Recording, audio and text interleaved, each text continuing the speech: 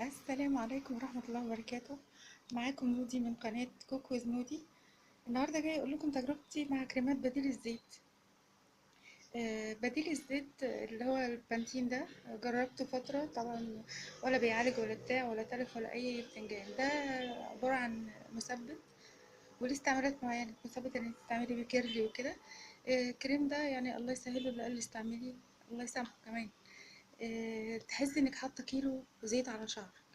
ده 200 مللي، مش فاكرة بكام. ده دلوقتي وصل لحاجة و60 جنيه. كان ب30 تقريبا، ووصل لحاجة و60 جنيه، و180 مللي.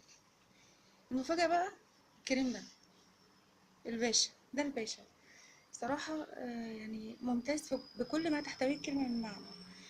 مغذي. بستعمله بقالي حوالي شهر ونص دلوقتي. ده 300 مللي. المفاجأة بقى بكام؟ 30 جنيه. اه والله 30 جنيه. لا وتحفة بصراحة، يعني أول ما استعملته ما حسيتش بفرق. فقلت ده بقى ايه، يقعد جنب اخواته. بعد فترة قلت استعمله وخلاص بقى. بعد فترة بس لقيت يعني في نعومة، التقصيف راح، فابتديت اخد بالي. دخلت على جوجل وابتديت اعمل سيرش على زيت اورجان ده. عرفت ان هو عبارة عن فيتامين اي، بيحتوي على فيتامين اي.